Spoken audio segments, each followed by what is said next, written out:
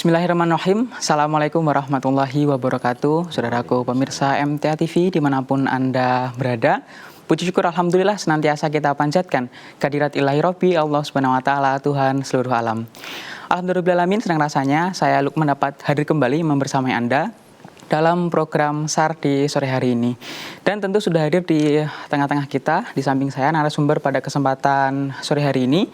Saya perkenalkan kepada Anda, ada Pak Aguan selaku Koordinator Possar Surakarta dan juga Mas Husein selaku Kabid Operasi SAR MTA. Kita sapa beliau terlebih dahulu. Assalamualaikum, selamat sore. Dan Waalaikumsalam Mas Husein. Selamat sore Mas Lukman. Baik, kabar finansial hari ini dan Mas Husein. Alhamdulillah sehat. Alhamdulillah juga sehat. Mas Lukman sehat. Alhamdulillah sehat, terima kasih. Baik, untuk Anda, saudaraku pemirsa MTA TV dimanapun Anda berada, Anda bisa bergabung bersama kami, bertanya seputar dengan tema kita di sore hari ini melalui line telepon di 0271 6793000 ataupun di SMS dan juga WhatsApp di 0811 255 3000. Baik, dan Gohan dan Mas Husein ya, tema kita di sore hari ini adalah kesiapsiagaan dan keikhlasan potensi SAR di setiap saat serta setiap medan. Ini kalau kita melihat ya Dan ya, cuaca akhir-akhir ini kan tentu tidak menentu begitu ya, atau kemarau basah mungkin ya dari secara iklim begitu. Nah, dalam hal ini kesiapsiagaan dari Koordinator Possar Surakarta sendiri ini seperti apa Dan dalam mempersiapkan kejadian-kejadian luar biasa ataupun bencana seperti itu? Terima kasih Mas Lukman, selamat sore pemirsa tentunya. Kemarin sempat informasi dari teman-teman dari BMKG bahwasanya saat ini akan terjadi kemarau basah dimungkinkan sampai nanti bulan September. Jadi untuk kesiapsiagaan yang kami sampaikan ke teman-teman bahwasanya iklim kondisi yang sekarang ini memang tidak akan menentu. Di saat pagi nanti terik matahari, malamnya hujan. Jadi kegiatan-kegiatan yang sifatnya berdekatan dengan sungai mohon untuk dijauhi dulu karena kita tidak tahu situasi hujan sekarang ya memang tahu-tahu hujannya cukup deras. Sekarang ini terjadi saat ini juga hujan deras. Jadi di Kota Solo. Jadi untuk mungkin kedepannya kewaspadaan teman-teman lebih ditingkatkan lagi. Demikian semua. Baik. Ditingkatkan kewaspadaan begitu dan mengurangi aktivitas di air begitu ya. Karena tentu belakangan sering kita dengar ya Dan ya, laka-laka di air seperti itu. Banyak sekali laka-laka. Saat ini ada beberapa. Kemarin yang terakhir saat Hari Raya Idul Adha, malam takbir di hari Kamis dan dapat kita evakuasi bersama tim SAR gabungan di hari Jumat. Sebelum sholat Jumat kemarin, alhamdulillah korban dapat dievakuasi. Baik, dan tentu ini menjadi warning juga begitu ya untuk masyarakat agar senantiasa lebih berhati-hati begitu. Baik, dari segi kesiapan personal dari kantor Possar Surakarta ini seperti apa Dan dalam mempersiapkan agar senantiasa siaga seperti itu? Ya, kami mempersiapkan seluruh kemampuan yang kami miliki baik personil maupun peralatan. Semua kami siapkan, terutama juga untuk teman-teman potensi SAR yang ada. Harus kita himbau bahwasanya dengan adanya iklim cuaca yang tidak menentu ini atau kemarau basah ini, teman-teman akan lebih mewaspadai potensi-potensi bahaya yang ada. Baik, tentu dari segi SDM maupun alat juga senantiasa disiapkan begitu. Tidak kalah pentingnya adalah kerjasama dengan instansi-instansi terkait, BPBD, teman-teman potensi, terus ada lagi ke pemerintahan dan teman-teman dari pewarta tentunya. Baik, sinergi dari banyak pihak begitu ya. Baik. Saya ke Mas Husein nih Mas ya. Dari internal SAR MTA sendiri ini bagaimana Mas untuk akhir-akhir ini dalam tadi bersinergi dengan SAR dan juga potensi relawan yang lain? Iya, sebenarnya saya mau izin Pak Guan. Jadi Mas Lukman, pemirsa, secara internal SAR MTA adalah alat potensi SAR ya. Jadi istilahnya kita mendukung apa yang beliau-beliau di Basarnas ini lakukan. Jadi bentuknya dukungan baik itu lewat kekuatan personil maupun dengan peralatannya, sumber dayanya seluruhnya. Kesiapsiagaan internal kita sendiri adalah yang pertama adalah latihan.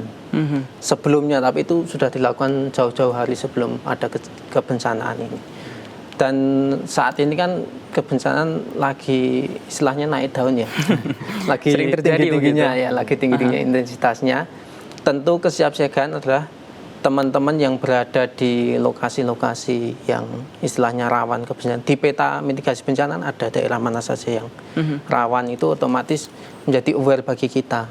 Supaya apa? Supaya ketika ada kejadian cepat pergerakan personilnya. Jadi kalau bisa itu Basarnas datang, kita juga sudah datang istilahnya. Jadi nanti ketika di lapangan tidak Saling menunggu langsung bersinergi, kita atasi apa yang bisa kita lakukan itu. Menyiapkan dengan latihan begitu ya, tentu dengan berbagai skill-skill yang dibutuhkan ketika di lapangan begitu. Iya, nah, betul. dari segi alat ini seperti apa? Alutsista begitu ya yang digunakan dari rekan-rekan SAR MTA. Ya, alutsista militer ya, sistem pertahanan ya. Kalau kita ya alutsista SAR lah. Alat-alat SAR kita ya palsar ya, palsar bahasanya, palsar peralatan SAR. Ya paling gampang adalah ketika ini kan musimnya apa? Musimnya kan bencananya hidro, kan air ya. Berhubungan dengan air ada longsor, kemudian ada banjir baik itu banjir bandang maupun banjir yang tipe-tipe ya temporer itu. Jadi alat-alat itu yang sekarang kita siagakan. Sekarang di Posko SAR itu ada satu perahu yang memang standby di atas mobil. Karena memang kondisi saat ini masih seperti ini. Jadi kalau kita kan di SAR MTA kan karena kita mandiri ya, berbeda dengan Basarnas kan dengan dukungan pemerintah otomatis alatnya lebih lengkap. Kalau di Basarnas mungkin mobilnya 5, itu satu alat untuk apa lah. Kalau di SAR MTA sendiri kan yang di standby hanya 2, jadi satu itu untuk operasional lapangan harian, satu itu memang untuk yang disiagakan terkait dengan yang lagi hit saat ini apa. Nah biasanya kalau pas Idul Fitri itu kan laka lantas ya, yang ini yang lagi istilahnya laka yang paling Potensi besarnya Nah itu di mobil itu sudah ada peralatan yang memang untuk kecelakaan lalu lintas. Nah saat ini kan banjir sama tanah longsor yang standby di mobil ya itu alatnya. Baik. Seperti itu. Jadi disiagakan 24 jam begitu ya untuk bisa responsif dalam menangani setiap laporan begitu. Kemudian bagaimana ini Mas Hussein koordinasi dari rekan-rekan SAR MTA dengan potensi yang lain begitu ya, agar tadi tim SAR datang, potensi SAR juga datang sehingga lebih cepat tertangani seperti itu. Ya, sekarang bentuk koordinasi kan tidak harus ketemu tatap muka ya. Sekarang bentuk koordinasi bisa lewat grup WA, bisa lewat kontak-kontakan HT. Jadi koordinasi ini mengalir saja Mas Lukman. Jadi ketika ada kebencanaan atau kecelakaan, siapa yang dahulu lebih istilahnya menerima info itu kemudian di-share, kemudian mungkin bisa saling telepon, Mas ini ada laka daerah sini, bisa merapat nggak? Oke, sekarang merapat itu.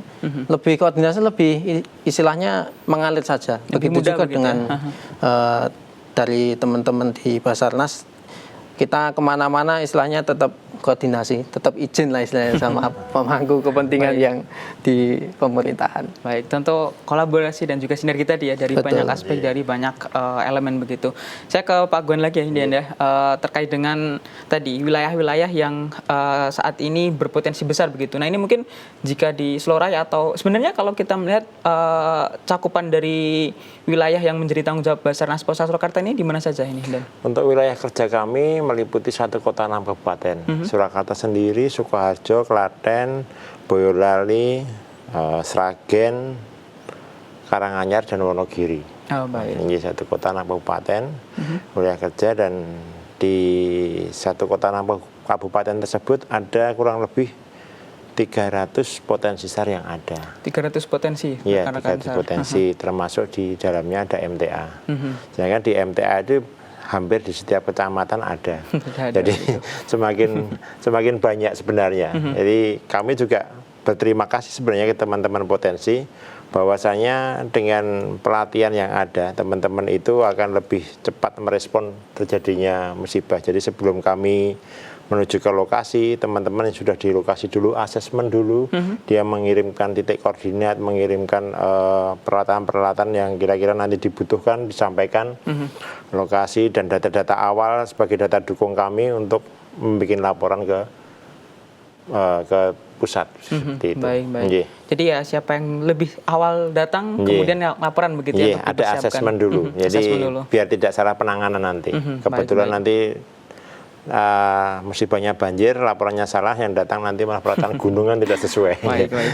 1 kota dan 6 kabupaten tadi ya Siap, disebutkan. Nah itu kalau kita melihat dengan bencana hidrologi ya tadi disebutkan oleh Mas Hussein, daerah mana saja ini dan yang kemudian berpotensi besar dan ini agar menjadi apa ya semacam perhatian dan juga warning untuk masyarakat begitu. Jadi kalau di Solo Raya yang jadi agak perhatian memang Bengawan Solo. Ya, Bengawan Solo itu daya tampungan airnya satu yang dari Sungai Dengkeng dan satu yang dari sungai yang ada di Samin di Karanganyar. Jadi dua itu pendukung air yang banyak di samping dari Wonogiri. Baik, baik. Ya, jadi wilayah bantaran sungai di Bengawan Solo itu memang potensi besar cukup tinggi. Kalau kita melihat ini selama sepanjang tahun 2025 ini mungkin ya dan ya apa kemudian yang sering terjadi atau ditangani oleh rekan-rekan dari Basarnas? Utamanya di wilayah-wilayah bantaran sungai. Solo Raya sekarang di bulan 5 kemarin banyak laka air setelah laka gunung yang di Timboa. Di Merbabu, selanjutnya itu banyak laka airnya, termasuk yang agak lama kemarin ada di Waduk Kedungombo. Kedungombo ya 5 hari baru terevakuasi kurang lebih. Setelah itu yang lainnya laka air yang di wilayah bantaran sungai maupun anak-anak sungai dari Bengawan Solo. Baik, baik. Berarti memang angkanya cukup besar begitu ya? Iya, lumayan besar kemarin. Kemudian dari masyarakat sendiri seperti apa dan maksudnya kemudian respon mereka dalam melihat setiap kejadian kemudian melaporkan ke Basarnas ini bagaimana nih Pak dan Guhan melihatnya agar ya senantiasa tadi cepat tertangani begitu? Iya, dukungan masyarakat sangat tinggi. Jadi rasa kepedulian sekarang itu tentang masalah kemanusiaan sangat tinggi sekarang. Cuman harus kita waspadai kalau teman-teman atau masyarakat yang akan membantu proses evakuasi tidak lupa harus menggunakan APD yang digunakan. Jadi tidak hanya langsung evakuasi tidak, tapi harus ada peralatan-peralatan. Bahwasanya korban adalah korban, jangan sampai penolong menjadi korban. Yang ditakutkan seperti itu. Baik, baik. Keselamatan menolong lebih utama seperti itu. Iya, safety one priority. Baik, saya ke Mas Hussein lagi nih Mas ya. Dengan banyaknya tadi ya disebutkan oleh Dan Gohan angka laka air yang cukup tinggi begitu. Nah, dari rekan-rekan SAR MTS sendiri bagaimana dalam artian mempersiapkan untuk evakuasi air dari kesiapan SDM ini? Apakah memang latihan khusus sudah disiapkan atau seperti apa? Secara berkala begitu? Ya baik, untuk pelatihan kan memang sudah jauh-jauh hari kita sudah laksanakan. Memang sekarang itu fasenya di fase action. Jadi setelah latihan kan fasenya action. Kalau laka tadi kan yang ditanyakan air ya. Jadi pelatihan air itu kan sudah dilakukan pada saat diklat dasar itu pasti mendapatkan pelatihan tentang air, kecelakaan di air. Tapi selain itu ada latihan khusus yang melibatkan tentang selam, Mas Lukman. Jadi kita di SAR MTA ada sejumlah 34 personil yang khusus untuk di bidang selam itu memang khusus spesialisasinya di situ dan bersertifikasi resmi dari POSI. Kemudian ada tingkatannya juga Mas Lukman dari A1, A2, A3. Yaitu tingkatan-tingkatan selamnya ada sejumlah 34 dan lengkap dengan peralatannya. Jadi selain anggota reguler istilahnya kita yang di laka air kan kadang kita menggunakan perahu karet, menggunakan teknik istilahnya penyisiran manual dengan hanya menggunakan pelampung. Kita juga ada tim khusus yang latihannya setiap hari Sabtu.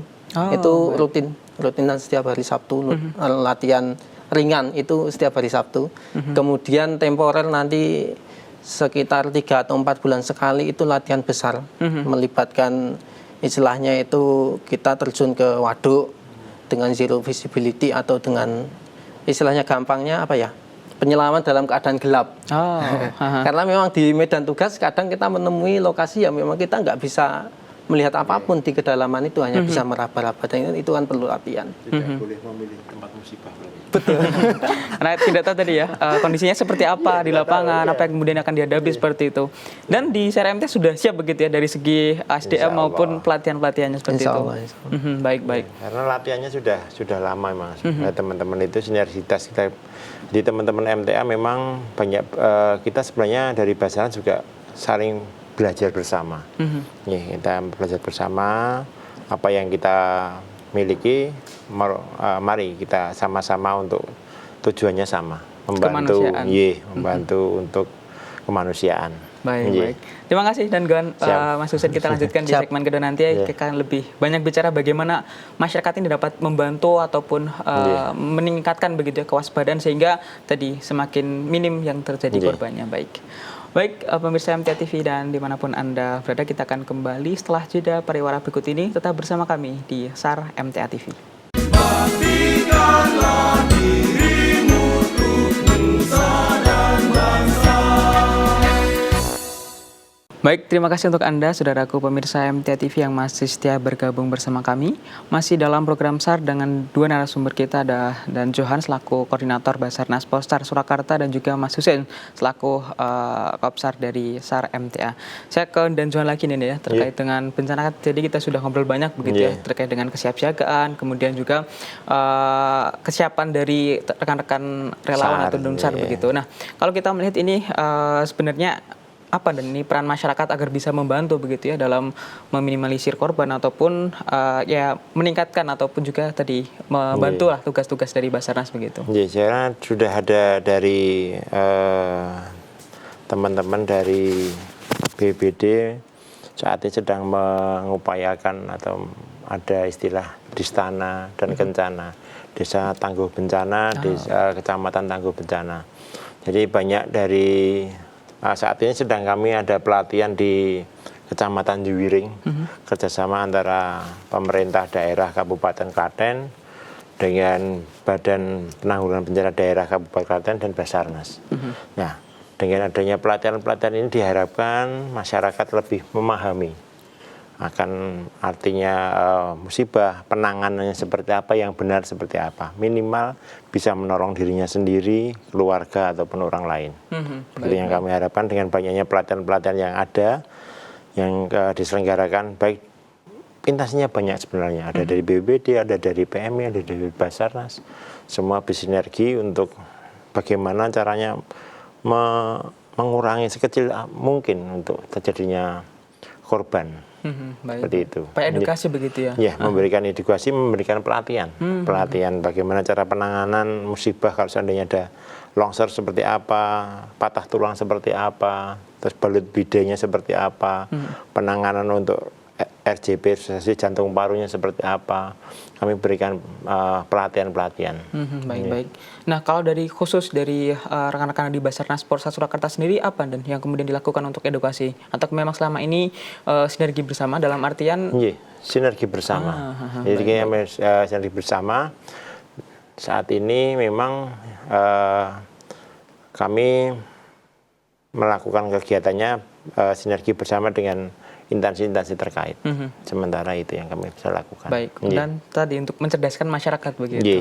Memahami, memberikan pemahaman. Baik, ini ada pertanyaan dari Mas Ahmad di Solo. Apa peran teknologi dalam meningkatkan kesiapsiagaan operasi SAR sendiri, khususnya baik dari Basarnas maupun elemen SAR yang lain seperti itu?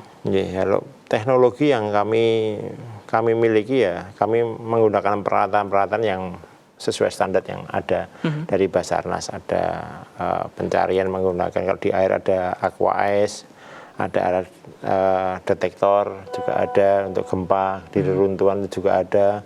Tadi yang disampaikan Mas Husein ya, dengan menggunakan pantauan satelit juga ada. Jadi teknologi-teknologi yang memang berkembang saat ini. Jadi kami juga berusaha memberikan yang terbaik kepada masyarakat. Bagaimana untuk mengurangi jumlah risiko musibah itu sekecil mungkin. Karena musibah itu tidak ada tanggal merahnya, semua hitam. Semua hitam begitu ya.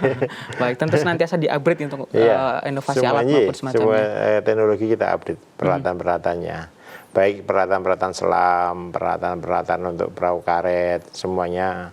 Kalau teman-teman dari MTA malah sudah bikin perahu sendiri, maksudnya menggunakan fiber perahu fiber. Yang untuk perang-perang kota, banjir-banjir yang di daerah yang tidak bisa dijangkau menggunakan perahu karet. Dia menggunakan perahu-perahu fiber yang kecil. Baik. Saya ke Mas Hussein tadi ya, terkait dengan teknologi nih, apapun alat yang digunakan. Dari rekan-rekan SAR MTA sendiri ini seperti apa? Dari kemudian alat yang dipakai, kemudian bagaimana ini ketika dipakai di lapangan seperti itu yang selama ini terjadi, Mas Hussein?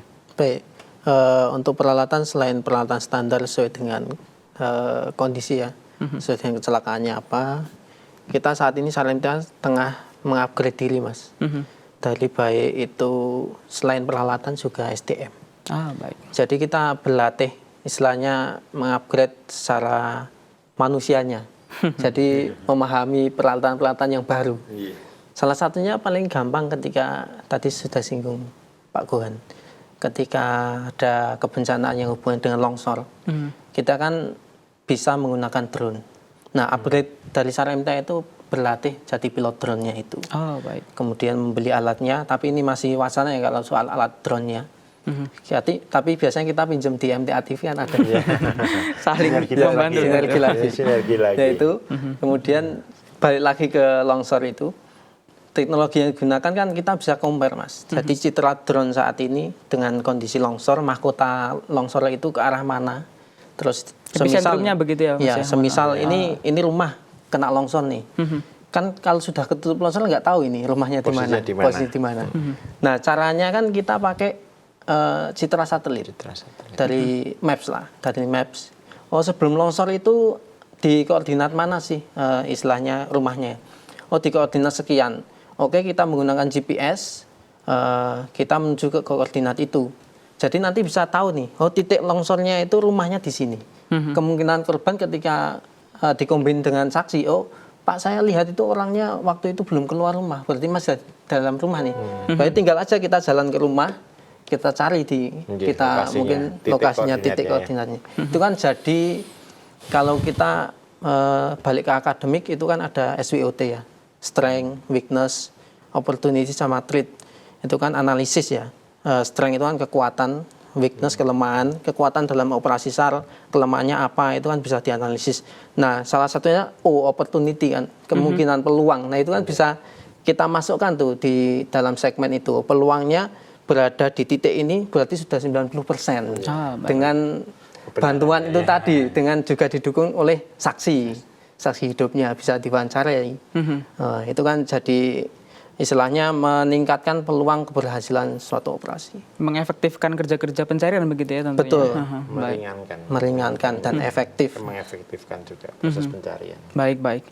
Nah ini kalau kita tentang alat kemudian juga SDM ini senantiasa di-upgrade dan tentu tadi ya menggunakan alat-alat yang terbaru begitu. Bagaimana agar tadi kerja-kerja pencarian ini semakin efektif dan mempermudah seperti itu. Kemudian saya ke Danjan lagi ini ya, terkait dengan keselamatan para rekan-rekan SAR ini. Nah, dari internal Basarnas Pesar Surakarta ini bagaimana dan SOP yang kemudian dijalankan ataupun ikhtiar-ikhtiar upaya-upaya yang dilakukan agar senantiasa ketika terjun ini senantiasa dalam kondisi yang selamat begitu? Ya, setiap kali di medan tugas, di setiap kali operasi SAR, sebelum melakukan pencarian akan selalu kita briefing dulu. Jadi tidak boleh melakukan operasi SAR itu tanpa menggunakan alat proteksi diri atau APD. Kalau di air ya wajib menggunakan pelampung. Kalau memang di ketinggian berarti harus pakai helm dan lain sebagainya. Peralatan-peralatan itu harus selalu kita sampaikan ke teman-teman bahwasanya alat proteksi diri itu sangat penting. Jadi jangan sampai kita niatnya baik, malah nanti jadinya tidak baik. Jadi kita sampaikan ke teman-teman bahwasanya kalau operasi SAR di air ya standarnya harus pakai seperti ada pelampung, ada helm pengaman, ada sepatu yang memang bisa untuk menahan kalau seandainya ada kena pecahan kaca dan lain sebagainya yang kita tidak tahu karena di sungai itu apapun bisa terbawa. Ya.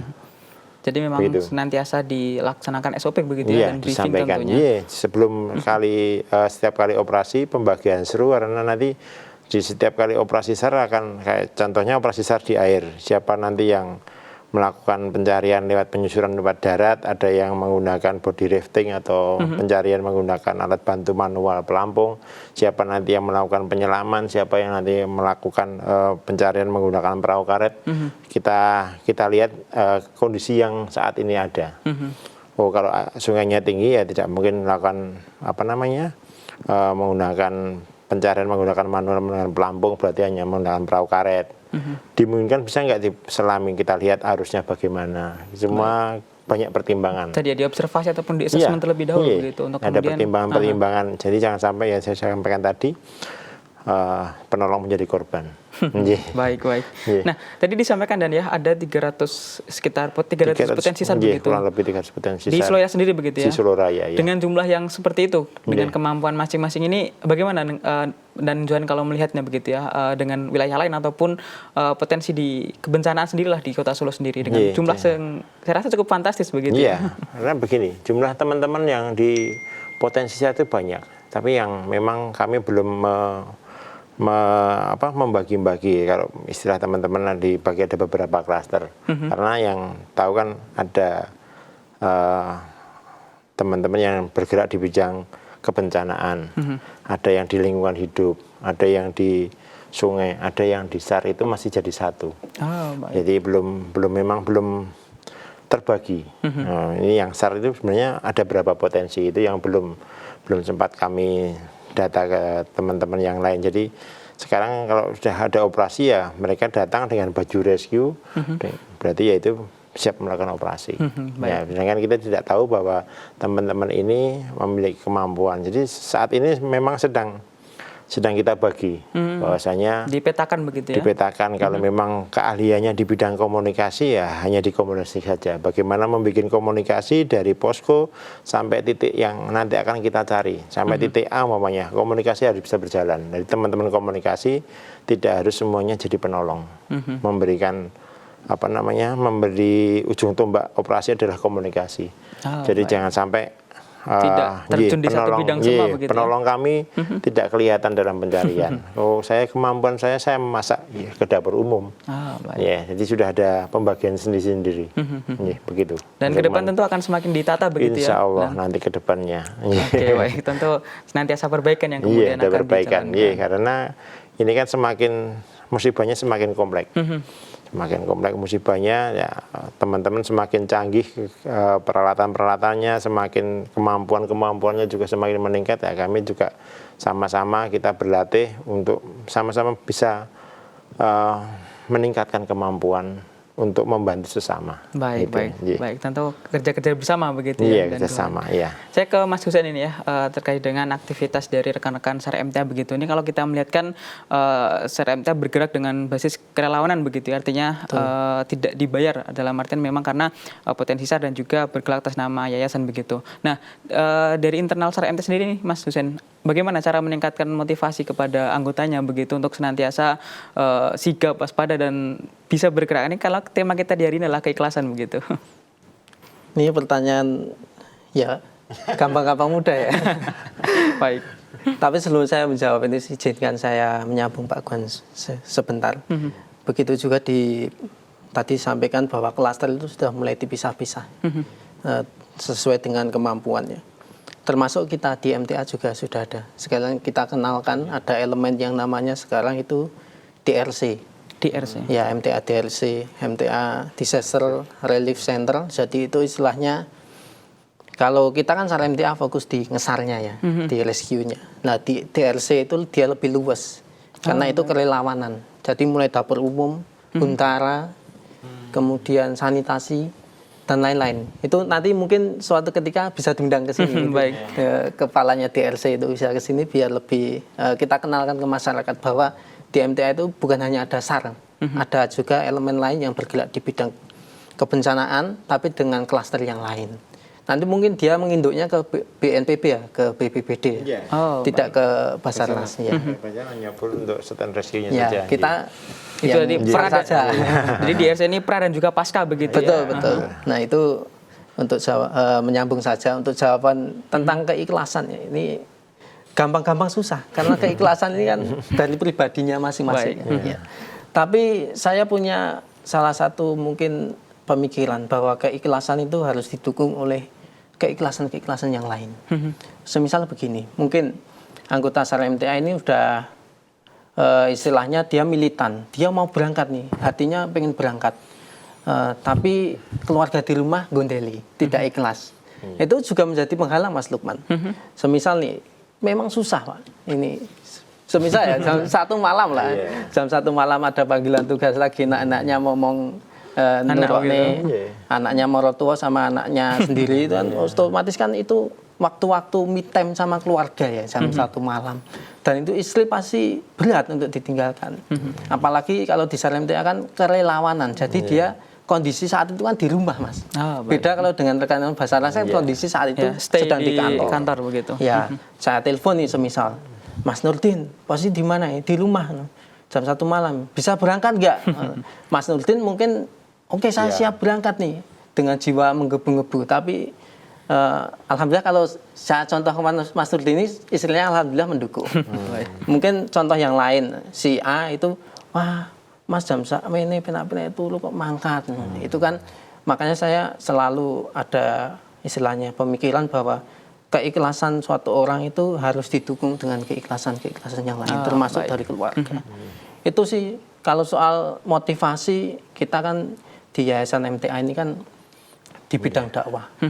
Pasti motivasi dari intern setiap hari Minggu kita ahad pagi pengajian. Setiap hari masing-masing di kelompoknya maupun di cabangnya seminggu sekali pasti pengajian. Dan motivasinya pasti sama, mengamalkan hasil yang dikaji itu. Bahwa dari ustadz-ustadz yang menyampaikan ajaran Islam, bahasa sebaik-baik manusia adalah yang bermanfaat bagi manusia yang lain. Itulah yang pasti menjadi motivasi teman-teman dari SARMTA untuk melaksanakan kegiatan. Baik. Itu yang menjadi bahan bakar begitu ya rekan-rekan SARMTA untuk bergerak dan tentu dengan berbagai latar belakang profesi begitu. Betul, ya Mas. Saya menyambung lagi, mungkin saya ngobrol sama teman-teman SARMTA itu, Mas kenapa pengen jadi SAR? Mas, aku kisah ini sang surga, bahasa Jawa ya. Mohon maaf. Saya sang surganya itu apa? Kalau saya disuruh ngisi ceramah, saya nggak bisa. Saya amal pakai mal, pakai harta, saya miskin. Kalau saya kunci surganya itu apa gitu. Kadang orang mikir saya punya tenaga Mas, makanya saya hibahkan tenaga saya ini untuk mencari tiket surga saya nanti. Itu benar saya ngobrol dengan teman-teman anggota SAR. Karena memang latar belakangnya mohon maaf ya, mayoritas di SARMTA kan memang latar belakangnya tidak PNS, tidak dokter. Ya memang ada ya yang PNS, ada yang pengusaha. Tapi kan mayoritas memang dari mungkin petani, buruh harian lepas, mungkin dari tukang tambal ban. Baik. Dan tentu menjadi semangat juga ya Mas ya untuk rekan-rekan yang lain begitu ya, dengan melihat anggota yang lain kemudian dengan berbagai latar belakang, dengan berbagai tanggung jawab dan amanahnya, namun senantiasa tetap semangat ini melakukan kerja-kerja dakwah begitu ya. Karena tentu di SARMTA sendiri tidak bekerja atas nama yayasan saja, tetapi untuk dakwah begitu. Betul. Baik, saya ke Dan Johan lagi Dan ya. Pesan Dan ini terkait dengan kepada masyarakat begitu ya, utamanya agar masyarakat ini bisa siaga, waspada dan juga tadi punya peran aktif dalam meminimalisir korban dan juga membantu pencarian seperti itu. Misalnya kepada masyarakat tentunya dengan situasi yang cuaca yang sekarang ini tidak menentu, jadi dengan apa yang dikatakan Mas Husin tadi bencana hidrologi, yang cuaca tidak jelas. Tentunya masyarakat akan berperan lebih aktif, banyak kegiatan-kegiatan yang seandainya lebih bagus tidak di luar rumah, banyak kegiatan di rumah karena banyak sekali dengan adanya hujan seperti ini, genangan-genangan air, di samping itu juga keluarga-keluarga yang banyak yang kena penyakit-penyakit yang lainnya. Jadi mendingan lebih baik tinggal di rumah. Gitu, mengurangi aktivitas air dan juga kegiatan-kegiatan yang mungkin berpotensi untuk bencana begitu ya. Bencana. Baik, terima kasih saya ucapkan kepada Dan Johan selaku koordinator Polsar Surakarta dan juga Mas Husin selaku Kabid Operasi SARMTA. Tentu kita harapkan Basarnas, SARMTA ataupun elemen lain bisa terus berkolaborasi bersinergi dalam mengatasi kebencanaan seperti itu. Baik saudaraku pemirsa MTA TV dan pendengar dimanapun Anda berada, demikian tadi kebersamaan kita dalam program SAR sore hari ini. Akhirnya saya Lukman mewakili segenap rapat kerja yang bertugas. Mohon maaf dan pamit undur diri.